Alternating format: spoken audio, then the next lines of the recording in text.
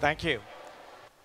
I guess personally, the biggest challenge for me was really trying to figure out what to wear for this session.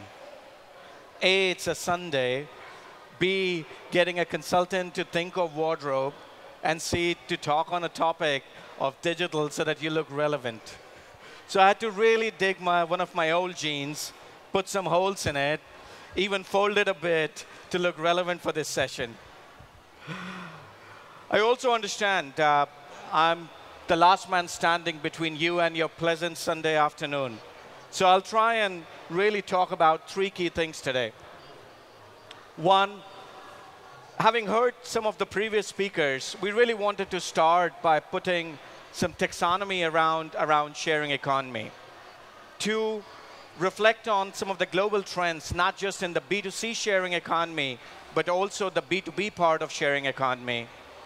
And C, talk through some of the specific perspectives on how we see governments shaping up and some of the strategic directions governments are taking in sharing economy. As we saw from the previous speakers earlier today, it's clearly transforming how we move, how we live and work, and how we consume. And there are different kinds of responses different markets have taken. We recently did an analysis and saw there were only 9 markets in the world that have built a formal response to see how we can scale up sharing economy. A lot of the responses today, the size and scale of sharing economy is many a times in absence of a structured national policy to see how we can scale this up. So it's really important when we put this into perspective to keep in mind what are the problems sharing economy is trying to solve for. If you think about it, some of the countries have built formal responses to address the problem of youth unemployment. Some of the countries have built formal responses to drive productivities of various industries. Some of the countries have built formal responses to ensure income inequality related issues can be addressed. So while this is an emerging trend that cannot be ignored, I think those markets that take a step back and say, we really need a national formal response to it, clearly are going to address some practical issues that the regions are facing. So just from a taxonomy perspective, we tried to keep the definition very simple by looking at the 9 markets that have developed a formal response to sharing economy. There were a few common elements in there. I think first is a clear acknowledgement that this is all about a socio-economic system. Second, realizing that sharing economy existed even before the digital platforms were there, but trying to be explicit here and defining it on the back of digital platforms. Third, it's not just about individual-oriented sharing economy, but also the role businesses and governments are playing in sharing economy. And lastly, but very importantly, it's all about increased utilization of assets and promoting access over ownership. So when you keep that into perspective, we looked at double-clicking that broader definition into 3 key areas: access to physical assets, access to the whole intangible story, and lastly, but very importantly, elements of good redistribution there. So if you keep that at the back of your mind, the next question largely comes out on how big this play can be. So with those 3 key buckets about physical assets, intangibles, and goods redistribution, we say that by 2025, this is a $3.1 trillion market. And a lot of that is growing on the back of a $270 billion as of last year. So you do the maths, we are talking about 11x growth that kicks in over the next 10 years. Now you could say a lot of that is coming on the back of some of the larger markets like China, markets like the US, and a bunch of others. So we said, let's just run some numbers for one of the emerging economies in Southeast Asia and see how does that stack up. So So we did two kinds of analysis. The first was to say how big this is for one of the markets in Southeast Asia, an emerging economy. And second, let's talk about the whole issue around jobs. I mean, clearly, most of the markets in emerging Southeast Asia are thinking about youth unemployment as a big issue. Clearly, becoming a lot more prominent in the urban side of the story. So we said, if you go into a bit more details for one of these markets, if governments build a formal structured response to sharing economy and support not just the B2C, but also the B2B side of sharing economy, this has a potential to drive 1.5% increase in GDP for that particular market. Secondly, if you look at the whole issue around employment, we said, think about it from the perspective of youth and the non-youth unemployment that exists. Clearly, from an employment perspective, and if you think about the size of the gig economy that's kicking through the region, this has the potential to drive 1.6x the number of jobs in the gig economy. But I think a lot depends on how the government policies are put together to develop a structured response to this whole game. And again, not just in the world of B2C, but also in the world of B2B. There was a recent survey that was done to look at this whole play around how local and the opportunity for people to share their assets and skills in this play. So we realized that globally, slightly more than 65% of the people surveyed would want to share their assets and are ready to use shared assets. And if you look at the numbers in Thailand, the numbers are slightly bigger than the global averages. So clearly there is a lot more willingness to do both sides of the story in terms of sharing and consuming shared assets. And Thailand ranks 5th in the world when it comes to the whole play around willingness to shared assets, which means the grounds are very fertile for the market to look at how we want to develop a structured response to ensure that sharing economy can scale up faster than the BAU play that's happening at the moment. Because clearly, many of the markets around the world that are developing responses to sharing economy have derived a lot of benefits from this, right from playing up the whole play around digital literacy in India. That was the one prominent success story there. Secondly, if you look at the amount of income, a lot of markets talk about income inequality, how in Netherlands the sharers generated additional income on the back of this. We talk about jobs. A lot of the governments are struggling with how many jobs that can be created with the current growth that these markets are delivering upon. In the UK, there are 5 million people that work in sharing economy. And lastly, but very importantly, for the greater good of the society, if you think from a carbon emission perspective, that's the other benefit sharing economy delivers. And it's not just in the world of B2C. If you look at the world of B2B part of sharing economy, and taking some numbers here, think about the whole logistics and the freight sector and the amount of the freight that comes back, which is empty backhauls. There was a study done which acknowledged that there's a 15% capacity improvement for a market like China. Secondly, if you look at the whole healthcare sector, clearly silver economy is rising, and that's putting greater pressure on the overall healthcare sector. The potential for the medical equipments that exist and the unutilized capacity and the improvements that can be done there, it's phenomenal. And lastly, SMEs, which are the backbone of growth for majority of markets around the world, the opportunity, again, to think about how SMEs can leverage sharing economy and deliver better operational efficiency are some of the stats I wanted to call out to highlight that, look, this is the huge potential that exists if you think through sharing economy, not just from the lens of B2C, but also the B2B part of sharing economy. But clearly, it's not going to happen by just BAU. There needs to be clear policies and regulatory positionings that need to be taken to make all of this work.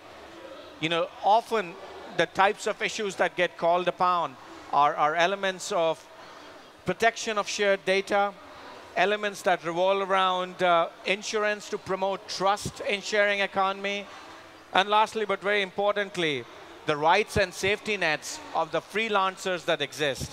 Imagine as more and more people shift towards the freelance or gig economy, implications of that on the national pension funds that exist.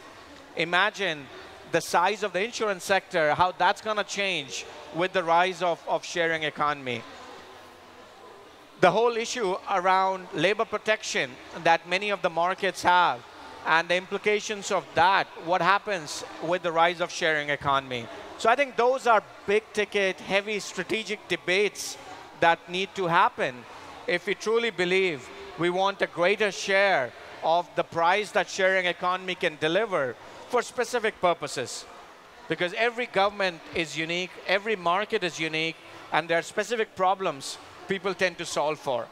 A choice that you will make if you think about sharing economy to solve income inequality will be very different from a regulatory and policy perspective to the policy you will make if you're solving for productivity issues in the economy.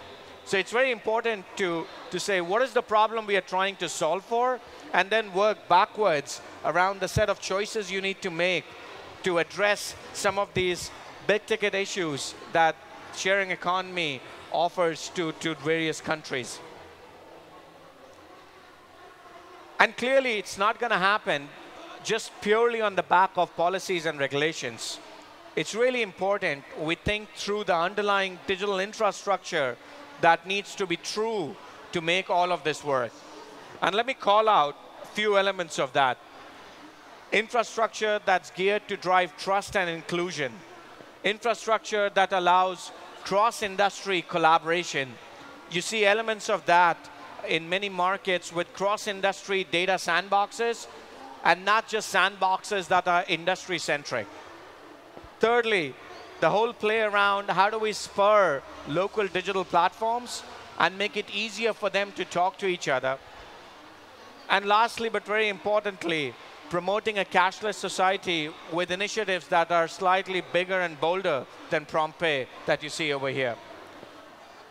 The two things I want to call out are the stories, the narratives that are being played out in some of the economies. One, you see in markets like India and the UK, everything around the digital identity, which is an important enabler to ensure the B2C and the B2B part of sharing economy scales up.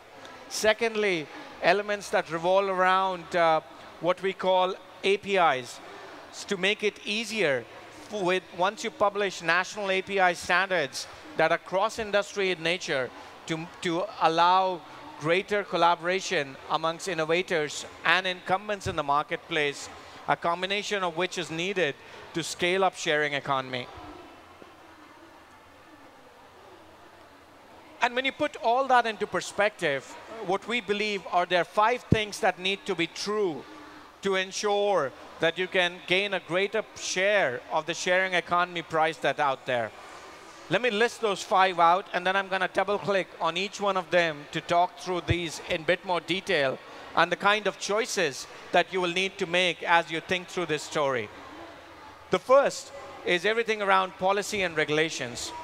Very often there are policies and regulations that get called upon in populist measures without realizing that actually if we think about policies and regulations from the lens of youth unemployment, from the lens of driving productivity, from the lens of strengthening a particular sector, there could be very different outcomes that we can achieve with sharing economy than without.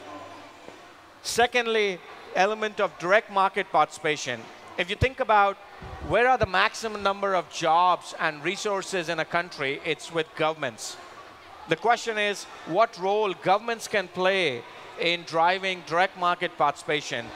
Can they be a role model to allow greater utilization of underutilized assets in the government through direct market participation?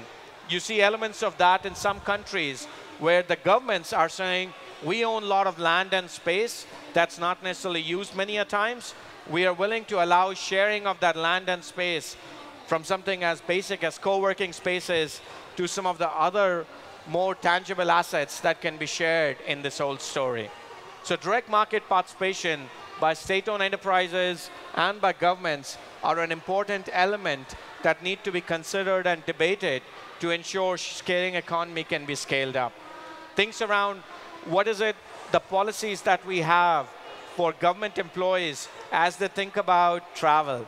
What policies do we have for underutilized equipment in state-owned enterprises to drive greater growth of sharing economy?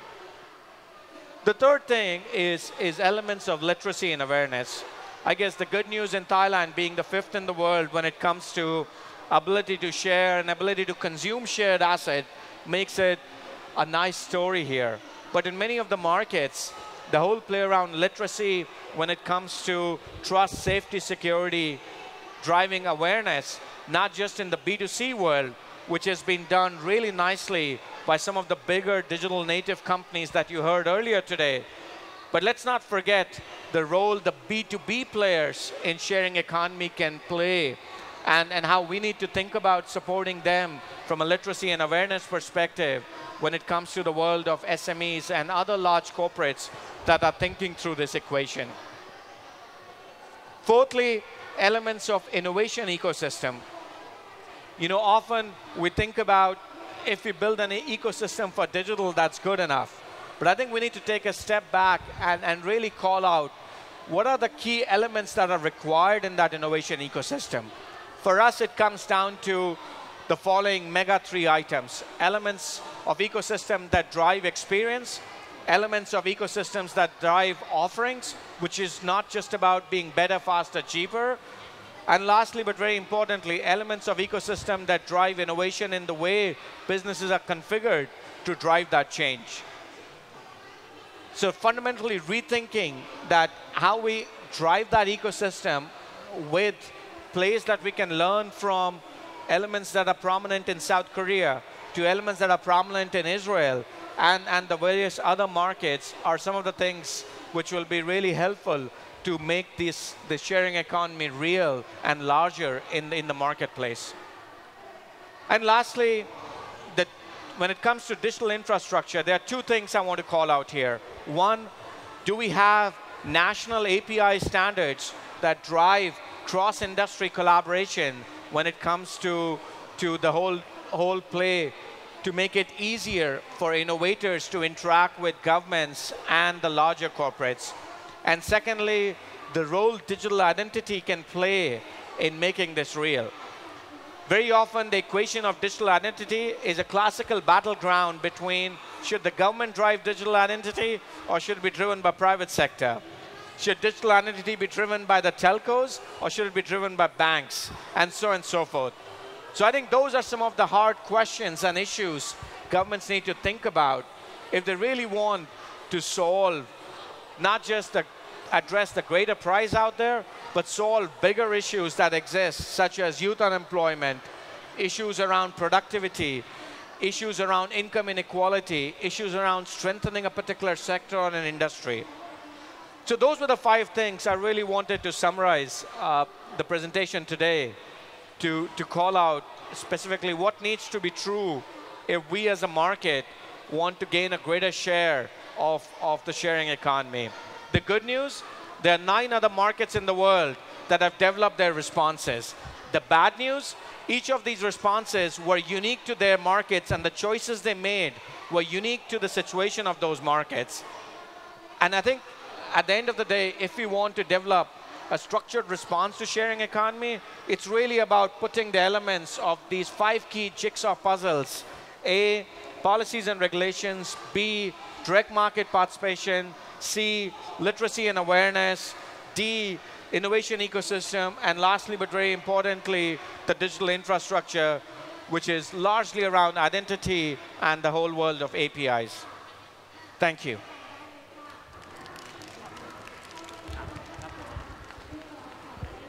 ขอเสียงปรบมือให้กับคุณโมฮิตด้วยนะครับ เอาละครับณโอกาสนี้นะครับผมขอเรียนเชิญคุณกัสมากองสมัครผู้อำนวยการฝ่ายนโยบายและยุทธศาสตร์สำนักงานส่งเสริมเศรษฐกิจดิจิทัลให้เกียรติขึ้นมอบของที่ระลึกให้กับคุณโมฮิตด้วยนะครับ Now we will be handing you your souvenir. Thank you for joining us. Digital Thailand Big Bang 2017.